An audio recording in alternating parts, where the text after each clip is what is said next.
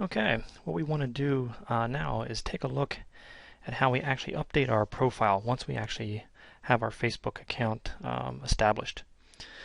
What you're looking at on the screen is what we call the home page in Facebook. It contains a couple different things, the news feed and some different links to things.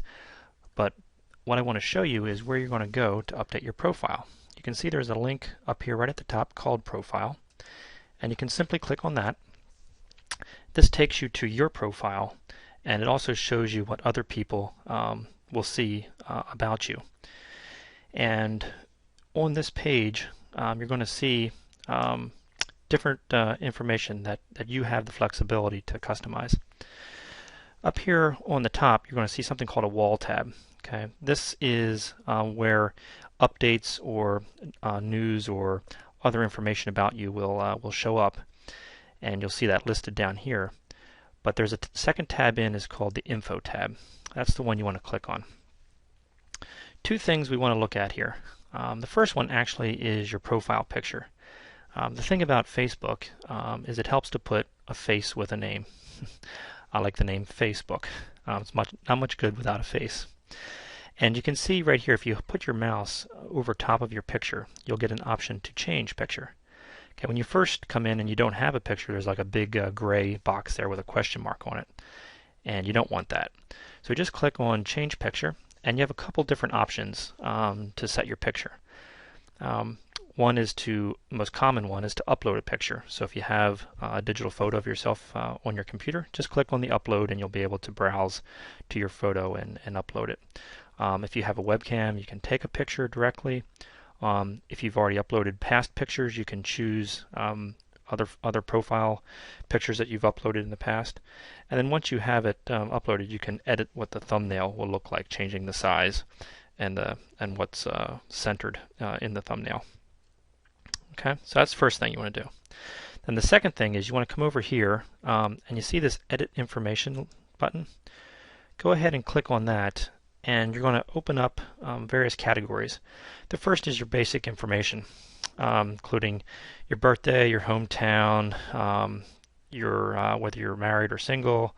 If you are married, you can also put a link to your Facebook partner, and then you can also indicate optionally if you're any other information that you're interested in or looking for.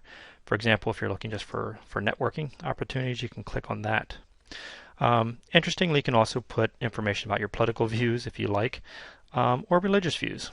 And as Christ followers, it's probably a good idea to indicate something there that is a testimony to who you are. One important thing, I would encourage you to put your birthday here, but you can see right underneath that you have the option about how to display your birthday. And the most common one is to display month and day, not the year.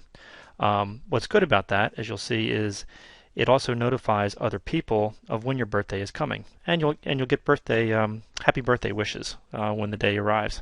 So it's kind of a neat way to stay connected to people. A little further down, you have always hit the save changes as you go as well, and then it'll jump you to the next section. Personal information, again, as much or as little as you want, about any interest, kinds of music you like, TV shows, movies, books, any favorite quotations, or any other thing about you. And you can then save those changes. And you can just keep going down these sections. Contact information, about your email. Again, this email doesn't have to be displayed. One thing about all this information, you'll notice for each line, each section, next to each part, there's a little lock. When you click on that lock, it basically is privacy information about who can see that piece of information. So even though you put it and store it here in your profile in Facebook, it doesn't mean that everyone can see it.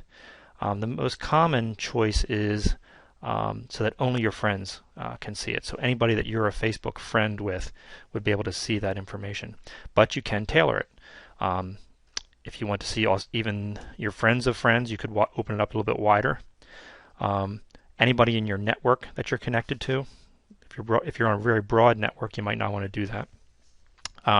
Or you could also say no one, so that no one else could see it other than you. The one I want to highlight here is also the customize feature. With customize, what you can do there is you can say, okay, well maybe I want to share it with friends, but not all of my friends.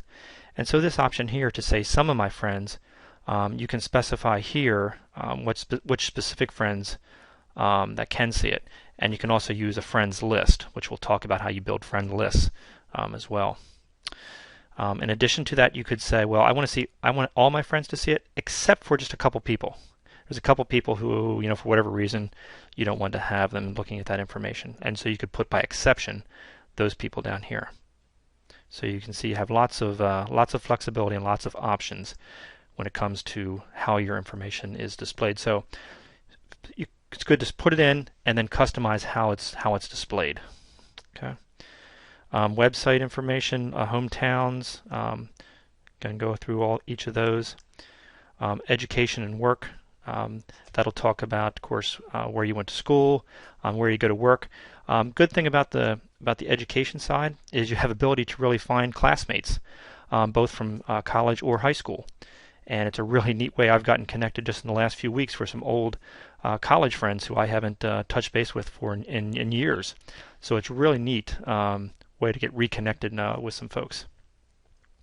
Again, you can put as much or as little information in here.